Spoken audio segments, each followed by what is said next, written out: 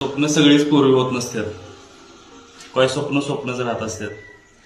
माझं एक स्वप्न होतं वकील बनायचं, वकील बनून जज बनायचं.